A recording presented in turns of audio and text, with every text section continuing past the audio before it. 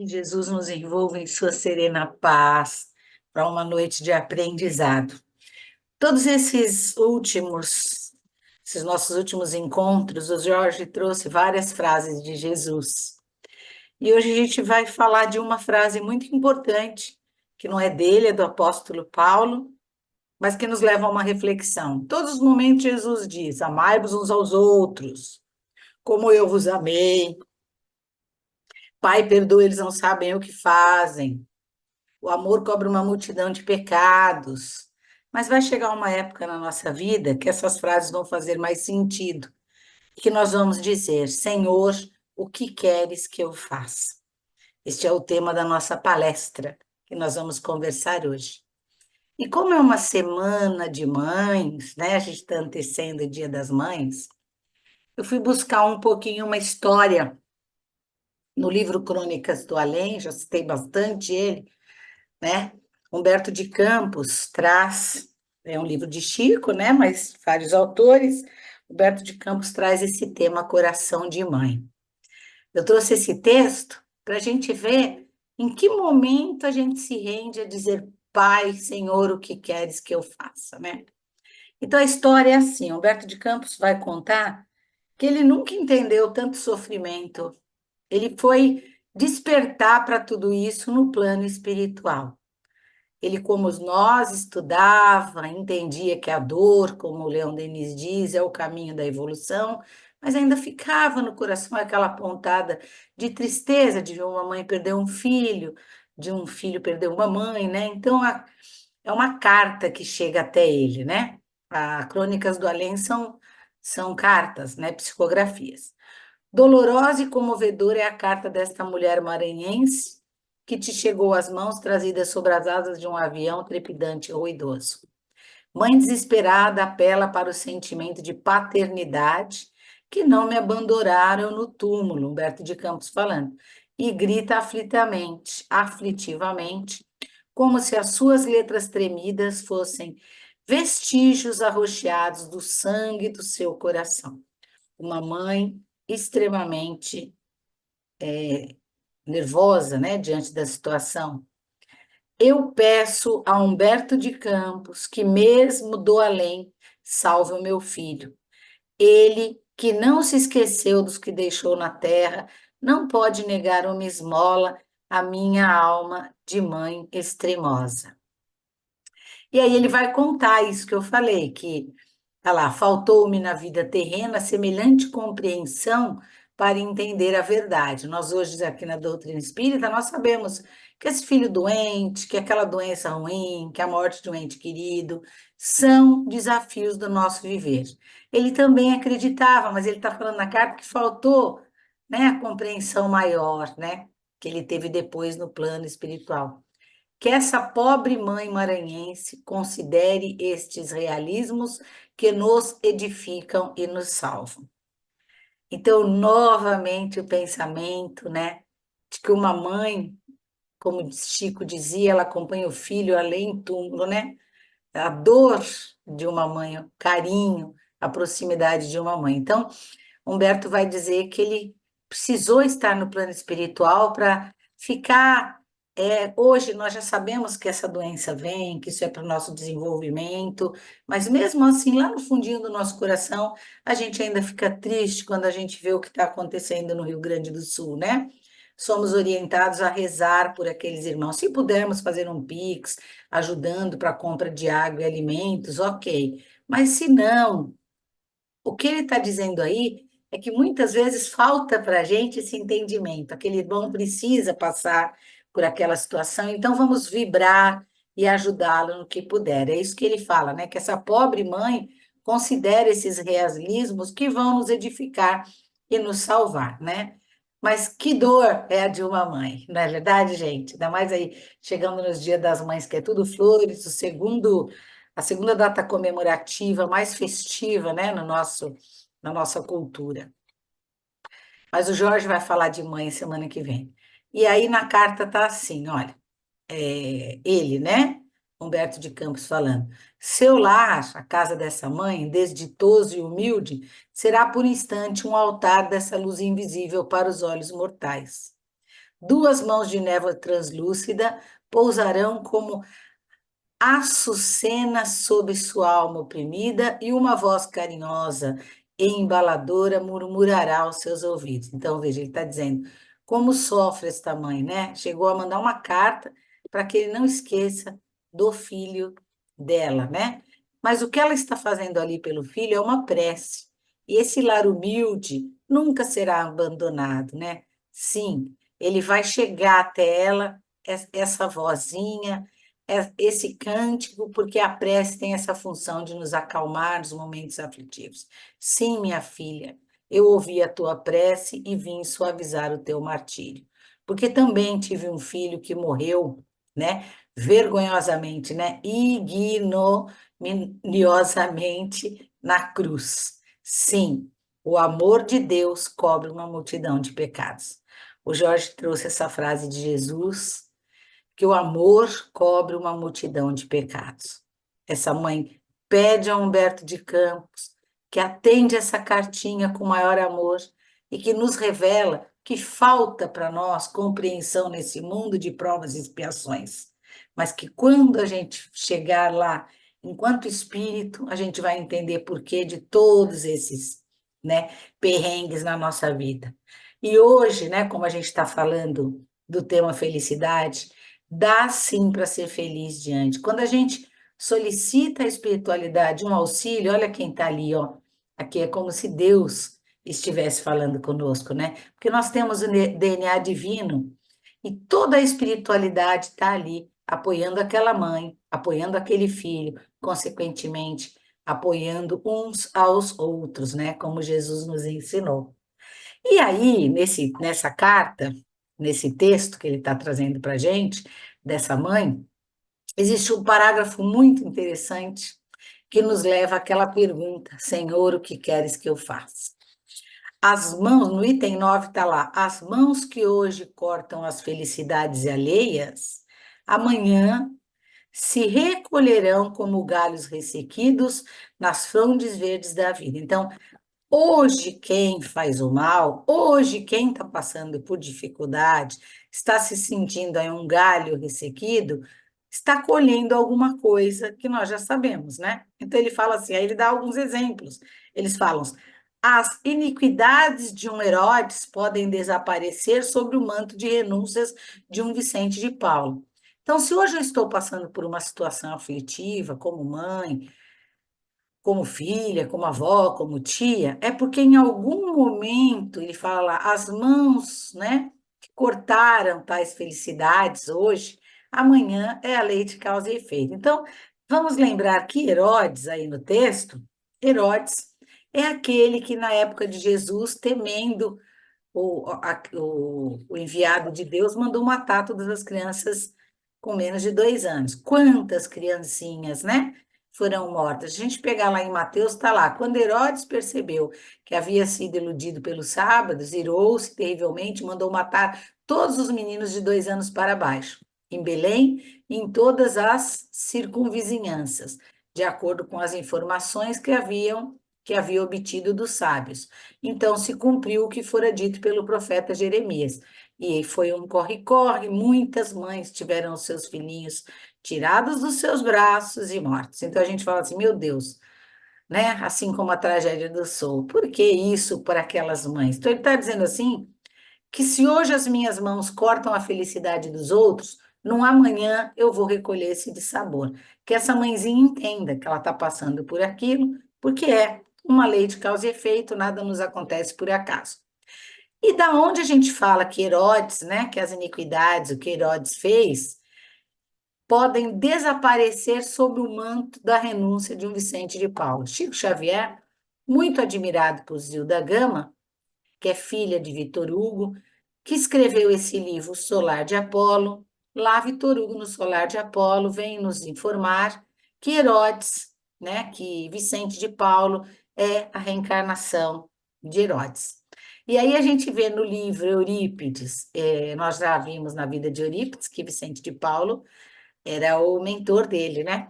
Eurípides, o médium de Jesus, tem lá alguns parágrafos quando ele fala assim, né? Que Vicente de Paulo acolhia todas as criancinhas, muitas das criancinhas. Ele foi preso, tudo mais, conta o livro. Quando libertado na cidade de Paris, começou sua tarefa, fundou várias instituições para idosos e crianças. Aí tem lá, quando Paris, a cortesã do mundo, exultava, em tempo de neve, muito frio, muitas mães, no auge do desespero, sem o pão para alimento dos seus amores, deixavam os filhos ali para serem acolhidos. Ele tomava aquelas criancinhas e acolhia-as no seu manto, sobre o meu manto. Então, olha só, gente, que interessante, né? Ele fala que ele acolheu muitas crianças sob o seu manto, né? E aqui ele fala que as iniquidades do Herodes iriam desaparecer no manto de renúncias de Vicente de Paulo. Então, aí a gente vai ver que se na época de Herodes ele não falou, Senhor, o que queres que eu faça? Na época de Vicente de Paulo, muito tempo depois, porque ele teve muitas reencarnações para esse plantio, para essa colheita, né, do que ele fez, de ter tirado a vida de tantas crianças, né?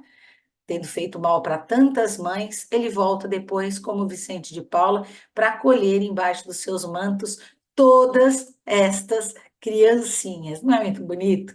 Então, o amor de Deus, ele cobre uma multidão de pecados. O amor de Deus são as leis divinas, os princípios que nós estudamos dentro da doutrina espírita, né? A lei de causa e efeito, eu plantei como Herodes, né? Aquela morte, matança de tantas crianças, e eu estou colhendo, fazendo isso como o nosso irmão Vicente de Paulo. Então, o que que é isso, gente? É o amor de Deus cobrindo uma multidão dos pecados que ficaram por aí. Então, Humberto de Campos está dizendo que o coração daquela mãezinha seja amenizado, assim como a gente está pensando nos irmãos, né, do Rio Grande do Sul. Nossas eternas vibrações de amor para que esses irmãos sejam acalentados, porque o nosso amor, ele também cobre uma multidão de pecados, né? Será, gente, pensando assim, que nós descemos tanto como Herodes para hoje estarmos enfrentando os nossos problemas? Porque em algum momento da nossa vida nós precisaremos dizer essa frase que a gente vai estudar hoje, que é de Paulo de Tarso. Senhor, o que queres que eu faça? Né? Lembrando lá de Jesus com Madalena, ele tem aí nessa carta, né, da mãe maranhense, ele está lá dizendo assim, né? Então, que Herodes precisou voltar como Vicente de Paula para resgatar todas as crianças que ele tinha tirado a vida em outros tempos. Ele fala assim, ó, o sensualismo de Madalena foi expurgado nos prantos amargosos da expiação e do arrependimento. Então, Madalena, ela, numa própria encarnação, ela soube dizer, Senhor, o que queres que eu faça, né? Ele faz isso. Quando puder de ver o passado em todo o seu desdobramento, depois de contemplarmos aquele cita Messalina também, em uma noite de regalos e prazeres, vê-la-moemos de novo arrastando-se às margens do rio Tibre, enfiada num vestido horripilante de negras monstruosidades. Então, ele está falando aí que Madalena, ela se arrependeu em própria vida, né? A Madalena soube dizer, Senhor, o que queres que eu faça? E conseguiu se regenerar naquela própria vida. Já essa Messalina e Herodes precisaram de muito tempo, né? Vagando aí, como ele falou, às margens do Tibre, enfiada num vestido horripilante, para entender que chega uma hora na vida que a gente vai dizer: o que queres que eu faça, Senhor? Essa mudança. Então, Madalena disse a frase e mudou na mesma encarnação. Herodes e Messalina precisaram de várias vidas para resgatar um dos princípios do Espiritismo, que é a lei de Deus, que é a lei de causa e efeito, né? E o que que é isso? É o amor de Deus nos dando novas oportunidades, né? Cobrindo a nossa multidão de pecados. Então, o que queres que eu faça, Senhor? É uma pergunta emblemática, que nos leva a pensar que é uma pergunta, mas que nos traz muitas respostas. Muitas respostas. Emblemática é uma pergunta de escudo, né?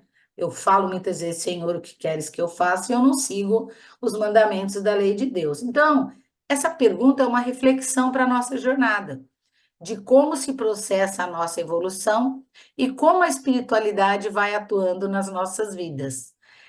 É mais ou menos um roteiro da nossa evolução. Por quê? A lei apresenta o caminho mais tranquilo e feliz. Nós sabemos da lei de Deus, nós sabemos do caminho perfeito e feliz. Vamos pensar em Herodes. Posso sair matando as crianças para me livrar de um enviado de Deus? Claro que não. A lei é clara, não é verdade? Mas eu preferi, em vez do caminho tranquilo e feliz, os caminhos da desilusão. Então, as distrações do mundo. Herodes fugiu do caminho proposto, né? E quando a gente foge do caminho proposto, que é o caminho que Deus está no nosso DNA, a gente sabe o que é certo e errado, nós vamos sublimamos, nós aumentamos os nossos caprichos, né? Qual é o resultado? Qual foi o resultado para Herodes e para Messalina lá? Desilusões. Maria Madalena também vivia enfiada no sensualismo, desilusões. Então, o nosso roteiro de evolução ele vai ter uma bifurcação aí, não é verdade? E aí, nessas desilusões, nós vamos nos deparar com a dor, com a angústia do vazio, as dúvidas, as nossas excitações, não consigo dormir com aquele problema, né? E a vida nos chama a uma análise mais profunda. Aí a gente precisa de uma análise mais profunda. Até sair de um Herodes para chegar num, num de Paula, né? Que a gente estava vendo lá, é um longo e comprido período. Jesus nesse caminho nosso de nos perdermos como a Messalina, né? Ou de nos perdermos como Herodes, para ter toda a reencarnação e chegarmos lá a esse outro irmão que acolhia as criancinhas, Jesus está sempre com a gente. As frases não mudaram. Todas essas que o Jorge nos trouxe com grandes reflexões estavam presentes na vida de cada um, mobilizando meios e modos de fazer a gente despertar. São os chamamentos de Jesus, os chamamentos da lei de Deus, que sempre vão assim, de puxõezinhos de orelha mais simples, como ali uma doença na família, até as piores provações e até expiações, né? As nossas vindas dentro de pessoas com portadoras de deficiências, né? Hoje chamado PCD, pessoa com deficiência, são as nossas provações, são as nossas expiações, resultado das nossas desilusões. Enfim, gente, é uma jornada do espírito. É uma jornada que o espírito vai fazer. Lembrando aí a parábola do filho pródigo, que está em Lucas 15, né? Vai de 11 até 32. Ele queria o dinheiro do pai, o pai deu, ele foi embora. Quando ele estava passando fome, ele volta. E aí o pai manda matar, né? Cordeiros para festejar a volta do filho, o outro filho se revolta. Pai, senhor, eu estou aqui com o senhor nunca matou nada? E o pai diz assim: meu filho, você está comigo e tudo que eu tenho é seu. Se nós estamos com Deus, tudo que ele tem é nosso, ou seja, uma vida plena. Mas nós tínhamos que celebrar a volta do teu irmão e alegrar-nos, porque ele estava morto e voltou à vida, estava perdido e foi achado. Alguém que manda matar criancinhas menores de 2 anos está perdido, perdido das leis de Deus, das leis divinas. E merece, sim, que a gente festeje a vinda desse irmão para o braço amoroso de Jesus. Então, tudo que está distanciado do Evangelho está distanciado da felicidade. Filhos pródigos, filhos arrependidos, têm percebido isso através da dor, como essa mãe, com esse filho muito doente, não é verdade? Outros que relutam aos ensinamentos do Cristo e se distanciam da felicidade e da verdadeira paz, também vão voltar como os filhos pródigos, porque longe das lições do Pai, longe de Jesus, somente teremos provações e dores. E aí a gente pensa numa semana ou num dia especial, as mães, e o quanto as mães sofrem pelos seus filhos, né? Sem entender que nós devemos vibrar por eles, né? Porque o caminho é deles. Olha a história do filho pródigo. O que que o pai pôde fazer? Só rezar. Quando o filho voltou, ele fez uma festa e o outro disse: mas pai, eu estou aqui do seu lado e você nunca matou um cordeiro. Filho, você tem tudo que está aqui ao meu dispor. Vamos rezar porque o seu filho voltou para a casa, não é do pai físico, é para a casa de Deus, né? Nosso pai maior. Então, somos filhos pródigos. E quando distanciados do caminho sublime, sofremos, como a gente viu ali na carta da mãe maranhense. Distanciados deste caminho, sofremos e buscamos muito refletir sobre essa pergunta: Senhor, o que queres que eu faça? A gente só faz essa pergunta no auge do cansaço, né? Jesus tem nos buscado de todos os modos. E mais dia, menos dia, encontraremos a verdade. Então, todas as frases que o Jorge trouxe de Jesus, explicou bem para a gente, sempre esteve disponível para cada um de nós. Mas é como falou assim, muitas vezes essa frase ela é só emblemática.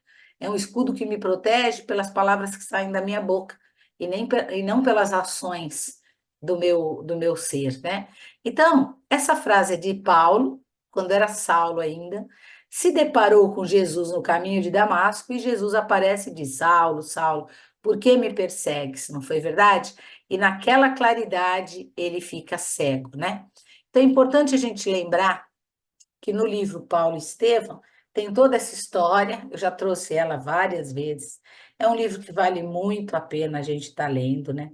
A gente sabe que Saulo já vinha cansado dessa vida de perseguir, né, de estar. Ele é um filho pródigo, Saulo, né? Ele estava cansado de perseguir pessoas, né, de prender cristãos, mas vinha da casa da sua noiva que tinha acabado de desencarnar com muita raiva, indo atrás de Ananias, que tinha levado o cristianismo até a sua esposa. Então ele estava nesse caminho, quer dizer, ele estava mesmo cego de raiva, mas ele já vinha cansado de tudo isso desde que ela ficou muito doente, desde que ele descobriu que Estevão era irmão dela e ela adoeceu, né? Então, tá lá num dos capítulos do livro. Ele olha, ele escuta aquela voz, ele não vê nada, aquele clarão o cega, como se ele tivesse cego aos princípios dele, né? E uma hora ele vira e diz: Senhor, que quereis que eu faça? Então, aquela alma aí, aqui tem uma descrição perfeita de como ele se sentia, de como nós nos sentimos, como aquela mãe, quando chegamos a essa pergunta. Tá bom, cansei, Senhor, o que queres que eu faça, né?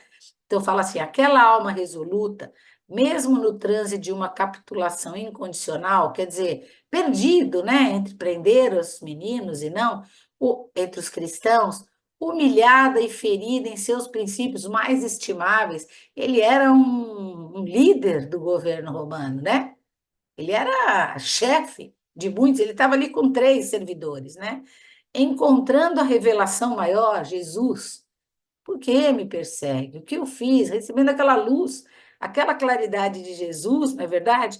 Em face do amor que Jesus lhe demonstrava solícito, Saulo de Tarso não escolhe tarefas para servi-lo, na renovação de seus esforços de homem, entregando-se-lhe de alma e corpo, como se fora ínfimo servo, interroga com humildade o que deseja o mestre da sua cooperação. Naquele momento, vendo Jesus, se redimindo a ele, cai numa cegueira profunda e entende que o que ele vinha fazendo não era tão legal.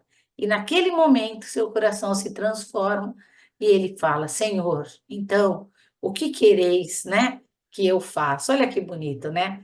Saulo, né, vai virar Paulo de Tarso, como a gente conhece tão bem. Então, aqui nós temos uma das informações mais belas desta pergunta, né? Chegamos a entender que esta pergunta, ela não é uma dúvida, ela nos traz afirmações.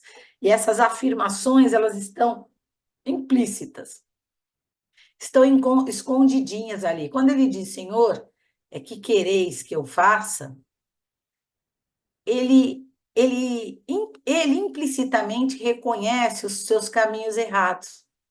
Seus desejos e caprichos estavam acima da lei de Deus. Naquela fala ali, naquele parágrafo que eu li, a gente entende que ele, em frente a Jesus, quando ele fala, Senhor, o que quereis que eu faça?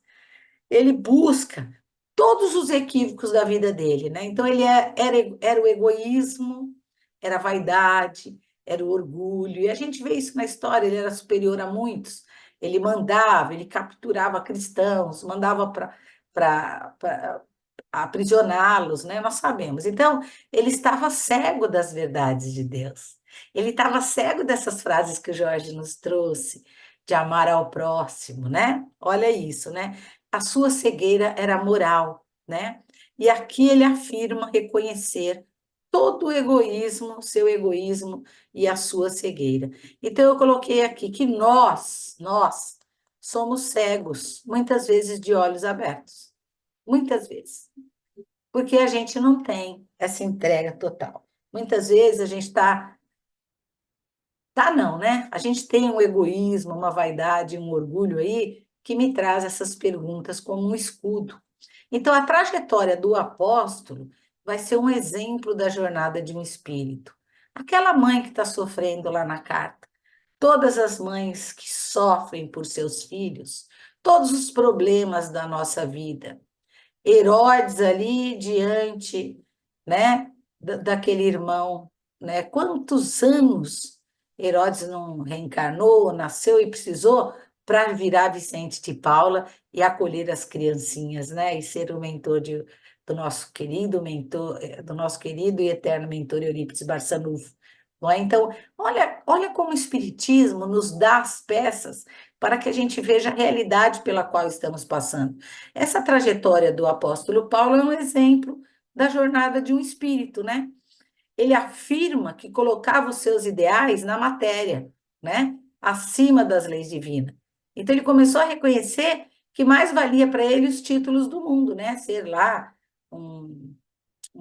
ele pertencia ao exército romano, né? Tinha um alto cargo no exército romano.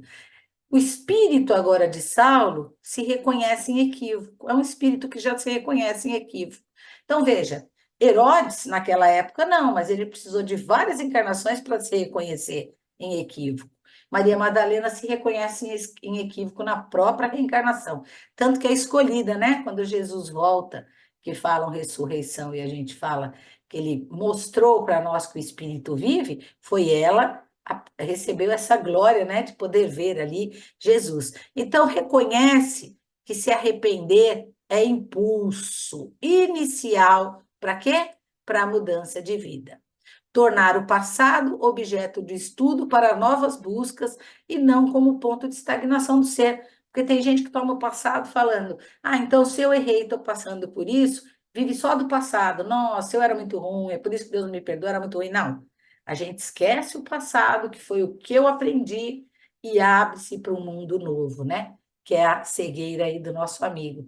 Arrependimento em movimento de transformação. Isso é afirmação. Então, Senhor, o que queres que eu faça? Não é uma pergunta, é afirmar que eu reconheço que até então eu estava equivocado e que eu preciso mudar. Não é isso? O que é afirmação? É assumir, afirmar, é o ato de firmar um contrato. Então, a partir de agora, eu quero estar dentro dos princípios do Senhor, tá? Eu quero amar o próximo, eu quero cobrir uma multidão de pecados, né? Eu quero amar o próximo como Jesus me amou, né? Todas as Pai, perdoa, eles não sabem o que fazem. Eu preciso afirmar. Então, o abandono da culpa, que era o mal sofrer. Ele não quis ficar ao lado de Abigail, parece que foram 8 anos longe, porque ela era irmã de Estevão que idolatrava o Cristo. Mas o coração dele já estava quebrantado, porque ele amava a noiva. Quando ele resolve ir, a encontra doente, ela já está partindo. A história é linda, né? Porque vocês lembram quando ele desencarna, quem vem buscá-lo? Jesus, Estevão e Abigail. Lembra então? É o mal sofrer que está no Evangelho. A gente fica sofrendo mal. É o mal sofrer, sendo que Saulo aí nos ensina a transformar esse arrependimento dele em bem sofrer. Ficou cego, entra na cidade, Ananias o ajuda, e aí ele vai conhecer essa felicidade que são os textos, né? E tudo que ficou escrito para o nosso Mestre Jesus Cristo. Então, quem quiser buscar o bem e o mal sofrer, o nosso Evangelho tem um capítulo sobre isso. O que aconteceu com Saulo? Caiu em si, reconheceu os erros, sofreu por reconhecer, mas afirmou que mudar era preciso. Então, essa mãezinha, lá na carta, pedindo a Humberto de Campos, que em vida ajudou tanta gente, que em morte não esqueça do filho dela, faz preces, faz rogativas e abraça toda uma espiritualidade, como a gente viu ali, como se Deus se colocasse a nosso dispor, dizendo: filha, Eu sei o que você está sofrendo. Eu tive um filho, né, que foi crucificado erroneamente na cruz. Então, eu te abraço e coloco todos os meus irmãozinhos de luz para te ajudar. Então, eu sei que eu estou dentro dessa doença por um resgate meu, mas eu tenho todo o apoio de uma espiritualidade quando eu estou em prece. Então, Pai, o que queres que eu faça? Que você tenha fé, que você tenha paciência, que você tenha firmeza, porque isso foi o que você pediu como compromisso iluminativo para o seu crescimento, né? Então, perguntar e afirmar nessa pergunta é um movimento edificante de renovação. Pai, Senhor, o que quereis que eu faça, né? Ao mesmo tempo que ele pergunta, ele já afirma que eu abandone o meu egoísmo, que eu abandone a minha vaidade, que eu cumpra tudo que o Senhor veio deixar para mim. Essa afirmação dele é de humildade, demonstra muita esperança, demonstra uma disciplina que nós temos que ter toda vez que nós precisamos estudar e buscar as leis de Deus, as leis de Jesus, demonstra um devotamento. Ao perguntar, eu já me coloco humilde, esperançosa, disciplinada e devotada, né? Então, esta pergunta, né, nos leva a essa afirmação, quando a gente fala, Senhor, o que quereis que eu te faça, né? E como lidar com o alto, né, agora, com as leis de Deus? Nós já sabemos muito, porque nós estudamos bastante, muitas vezes ofertamos a pergunta a Deus, mas não afirmamos nada o que iremos fazer. Senhor, o que quer que eu faça? E no dia seguinte estou eu lá humilhando as pessoas. Estou eu lá falando mal, estou eu lá. Então, ele não, ele perguntou e já afirmou com a sua mudança, né? Queremos sempre respostas prontas, aquela mãezinha. Sabemos que Humberto de Campos nos abandonou em vida e não vai ser agora, no além, que ele vai nos abandonar, né? Então, vem a carta dele do além-túmulo para que nós possamos apoiar. Mais que rogativas e petições, é preciso esse tipo de afirmação. Envolvimento e disposição. Eu preciso de envolvimento e disposição para me tornar humilde, para ser esperançosa, ter disciplina para todas essas frases que o Jorge nos trouxe também e que muitas vezes falamos de boca. Saulo pergunta e já entrega algo. Que ele pergunta, Senhor, o que queres que eu faça? Ele já entrega a sua boa vontade e o seu coração a Jesus. E aí Emmanuel diz assim: precisamos alavancar com a vontade. E eu trago de novo Leon Denis quando fala que nós temos que ter vontade para estas mudanças. Não adianta rogar e perguntar sem a nossa ação interna, sem a nossa mudança interna. Nossas perguntas devem vir com estas afirmações aí, né? Com essas afirmações. Afirmar é se comprometer, se entregar aos ensinamentos do Mestre. Saulo, ali ferido, já se entregava e se rendia a Jesus. Muito bom, né? Nós e Jesus. E agora, Senhor? Já chegamos nessa a ponto de perguntar, Senhor, e agora? O que o Senhor quer que eu faça? E Jesus continua, né, naquele tópico que eu li, né? Levanta-te e entra na cidade, e lá te será dito o que cumpre fazer. Então, veja, até os homens que viajavam com Jesus quedaram-se ali emudecidos, ouvindo, na verdade, a voz e não vendo ninguém. Até aqueles irmãozinhos que estavam ali com ele. Então, vai, o que Jesus quer dizer com levanta-te e entra na cidade, né? Que ele quer dizer com isso? Jesus, ele é um educador da nossa alma. Todas essas frases que o Jorge trouxe, e nós poderíamos continuar até o fim do ano, porque tem muita frase para ser estudada, né? Jesus, ele é um educador. Sabe que respostas são construídas. Nós estudamos essa semana, elas não são magicamente elaboradas. As respostas, elas são construídas, como aconteceu com o nosso irmão Saulo, que depois vem a ser Paulo de Tarso. Precisam de um tempo. Essa semana nós conversamos que nós estamos aqui como espíritos, ainda somos espíritos impuros. Até chegar no mundo de espíritos puros, tem um caminho todo. Jesus poderia dizer, Saulo, levanta, entra, procura Ananias, depois você vai ficar no deserto, depois você vai... Mas não é assim que funciona, né? nós temos o nosso tempo. Jesus nos mostra o caminho para que, caminhando, a resposta seja construída. E é na evolução pessoal que as respostas aparecem. Ensaio e erro com os desafios. Eu vou tentando, muitas vezes errando. Então, quando Jesus quer dizer caminha, percorra o seu caminho com paciência e vá pescando a verdade para construir as respostas, né? A misericórdia divina nos dá, gente, a semente. E somos nós que vamos cuidar de construir esse jardim ou o nosso pomar que vai dar frutos. Levanta-te e anda. Essa semana nós conversamos a respeito disso. Não vai cair do céu um diploma para você falando parabéns, agora você é espírito puro. Não. São perguntas de Jesus que nós trabalhamos para trazer as respostas, as afirmações, né? Então tá lá. A semente vai dar uma árvore, a árvore vai dar frutos. Ali atrás era a árvore vai dar flores, né? Caminhos do esforço pessoal e construção do progresso de cada um. Então, nós temos que ter vontade de levantar. E a vontade é uma potência da alma que a gente já estudou muito, que o nosso irmão Leon Denis trouxe, não é? O espírito tem que ter força de vontade para progredir. Força de vontade. E a gente vê no Paulo muito isso, né? Cada vez mais ampliando suas potências, né? Levanta-te, entra na cidade, lá saberá o que fazer. Jesus aponta o caminho. Ananias aparece e seu caminho vai se abrindo. Primeiro foi Ananias, não foi?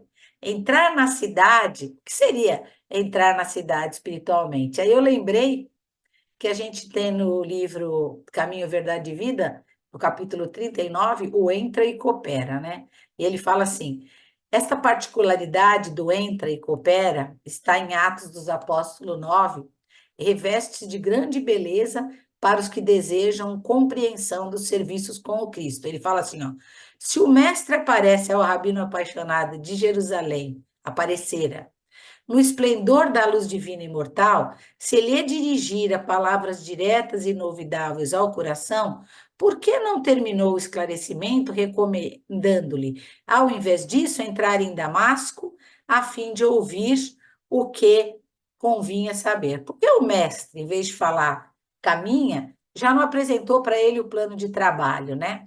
Porque Jesus já não disse: você terá 30 anos de trabalho, ficará no deserto, seu pai vai te deserdar, irá para Antioquia, fará as viagens maravilhosas. Porque Jesus. Opa, peraí, gente, eu não coloquei aqui. Por que Jesus não faz com ele e conosco isso, dando esse caminho pronto para a gente? A visão do todo, se Jesus diz, meu filho, você vai fazer isso, isso, isso, isso, essa visão do todo pode causar desânimo na gente. Nós somos pessoas assim, que se vemos o todo, a gente desanima. Dará comodismo, já está tudo pronto, então vou me acomodar, um dia eu faço. O programa vai sempre depender de nós. As etapas são desafios e os desafios são aprendizado.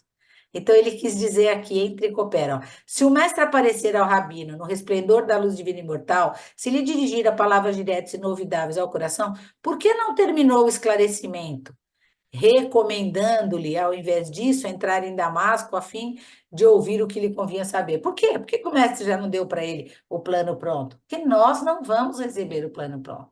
Quem fez o plano pronto, como compromisso iluminativo, somos nós. Nós temos uma vida aqui a desbravar os nossos planos, senão nos acomodaremos, desanimar. Imagina ele saber de tudo aquilo que a gente ouviu, né? Ficou no deserto, conhece Prisca e Áquila, vai procurar o pai não quer saber dele, aí começa a fazer, volta de novo para o deserto, se afasta, fica mais anos, e depois, nossa, só de falar a gente já cansa.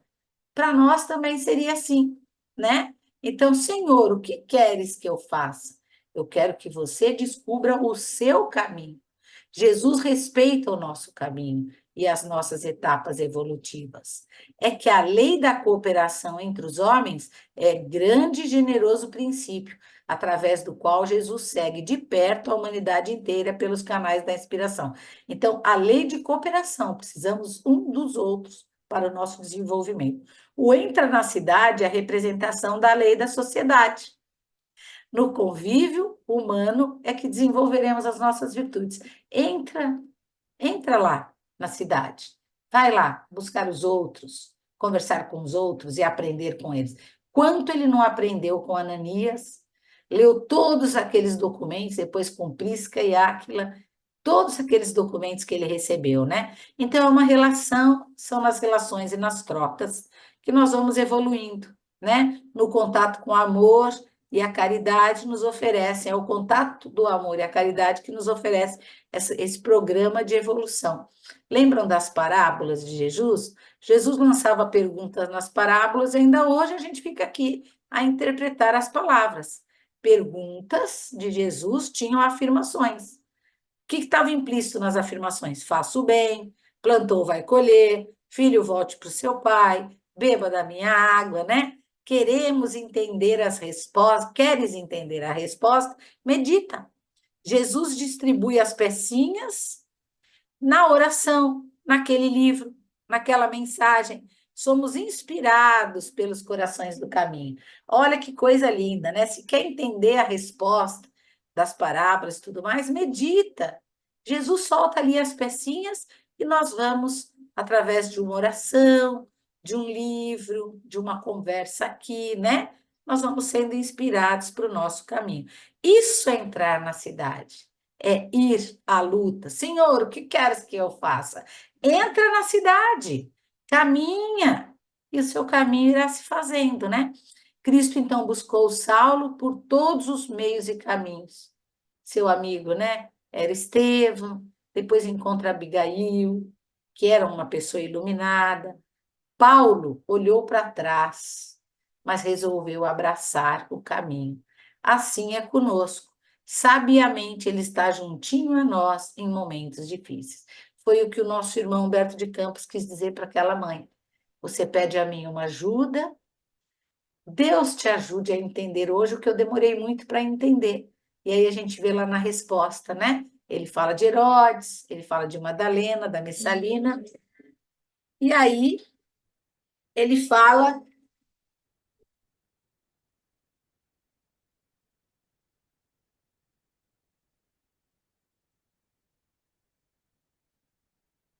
E aí ele mostra para a gente que, e eis que superamos, né? Os momentos difíceis. E por que tudo passa? Passa melhor quando a gente entende o que Jesus está nos apontando. Senhor, o que esperas de mim? Vai lá, entra na cidade, tudo lhe será revelado. Jesus insiste muito em nós. Ele opera em nossas vidas através da lei de sociedade. Eu preciso do outro. Entrar na cidade é estar junto com os outros no caminho da evolução. Entendeu? Entrar aí, ó, falta um R. Então, Jesus está ali, ó, olhando tudo, olhando todos com as suas lições de amor. O Evangelho, gente, ele é como um país. Várias cidades, seus capítulos ali, ó, são todas as cidades, né? Mas uma está pertinho da outra, uma tem muito a ver com o conteúdo da outra, por isso que forma uma cultura. No caso do Brasil, aí, uma cultura brasileira. E aí, Gamaliel, que foi uma das pessoas que também orientou Paulo, né? Foi seu professor na infância, seu pai o contratou, vai ser uma grande pessoa, né? Ajudar Saulo a leitura dos evangelhos e orientá-lo. Ele fala assim: adaptar-nos ao evangelho é descobrir um novo país, cuja grandeza se perde no infinito da nossa alma. Quer dizer, precisamos pensar que o evangelho ele não é fragmentado, ele é um todo, ele é um caminho, ele forma uma cultura de vida em nós. E aí ele continua no livro assim, ó, o mestre ensina os discípulos e consola-os através deles próprios.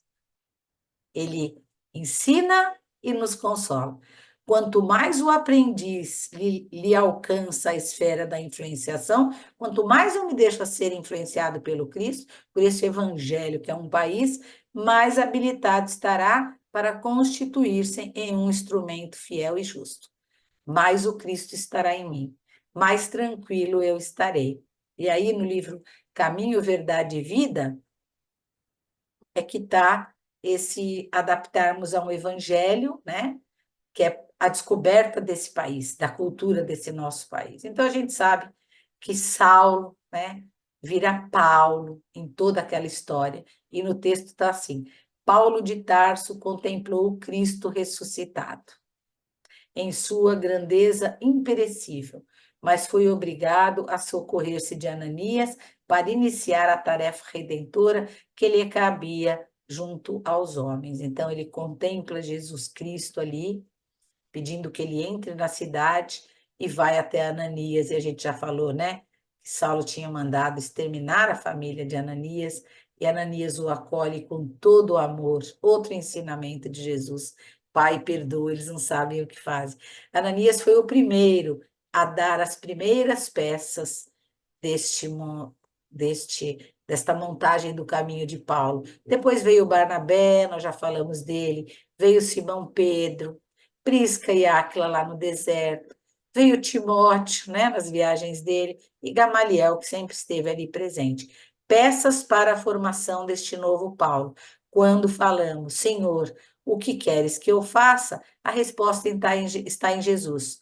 Mas, para que ela se faça clara e compreensível, é preciso construir esta relação com Jesus. Olha que interessante. Aí Humberto de Campos falou assim: faltou-me na vida terrena semelhante compreensão para entender a verdade, que essa pobre mãe maranhense considera esses realismos que nos edificam e nos salvam. Como é edificante, como a gente está nos buscando a nossa melhoria, cada estudo que a gente tem aqui, né? Então, Emmanuel diz assim, ó, o que fazer quando a bruma da indecisão nos envolve a existência? O que fazer, gente? Que padrão seguir? Como proceder? A gente vive num mundo de provas e expiações, não é verdade? Está no Cristo esta resposta.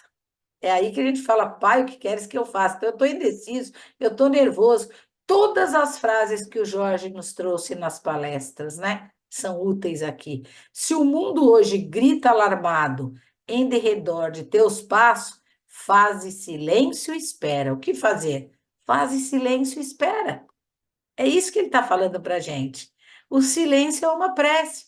Sim, minha filha, eu ouvi a tua prece e vim suavizar o teu martírio, porque também tive um filho que morreu, né, vergonhosamente na cruz.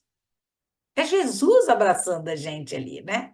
Essa lição, termina o texto assim, deveria ser bem aproveitada pelos companheiros que esperam ansiosamente a morte do corpo. Senhor, o que queres que eu faça?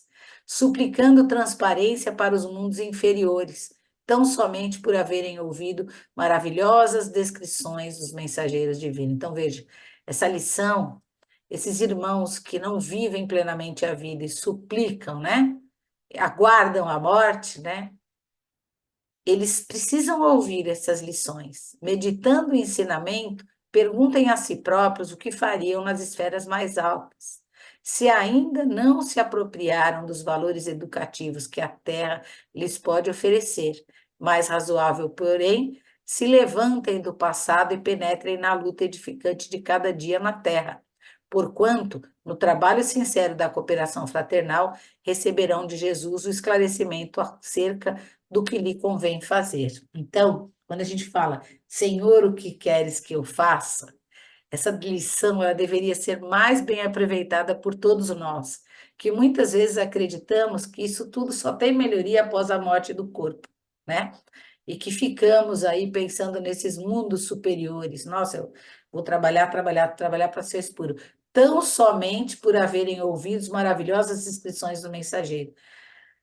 Não é porque a gente está escutando tudo isso que a gente vai ter acesso ao mundo superior. Ele está dizendo aí que, meditando nessa pergunta, né, nós mesmos faríamos perguntas às esferas mais altas, se ainda não se apropriarem desses valores que a Terra está nos dando para aprender, né? Se não levantarmos o nosso passado e buscarmos essa luta dura que é a Terra, como essa mãe aflita que quer a cura do filho, né?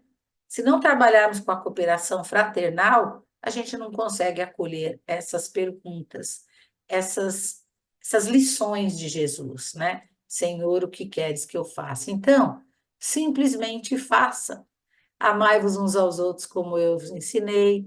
O amor cobre uma multidão de pecados, então vou amar mais. Pai, perdoa, eles não sabem o que fazem. Eu sou o caminho, a verdade e a vida, ninguém vem ao Pai sem mim. São perguntas do nosso irmão Jesus Cristo. E que assim seja, graças a Deus. Uma ótima noite a todos. Nós queremos começar esse mês das mães. Nós já estávamos falando do amor e já estávamos falando de como fortalecer a nossa espiritualidade. Tudo fortalece a nossa espiritualidade. Mas eu quis trazer o Senhor, o que queres que eu faça, para mostrar que todas essas questões, essas frases de Jesus que o Jorge nos trouxe, estão baseadas nesta pergunta. Então vamos lá. Pai, perdoe, eles não sabem o que fazem. Mas o Senhor, o que o Senhor quer que eu faça mediante essa sua pergunta? Nós já sabemos a resposta. Ame mais, tenha mais paciência. Esta pergunta te traz muitas afirmações. Seja humilde, paciencioso, devotado, estude Jesus, entre e caminhe ao lado dos seus irmãos, aprendendo e fazendo a sua evolução. Que Deus nos ajude nessa empreitada, que assim seja, graças a Deus.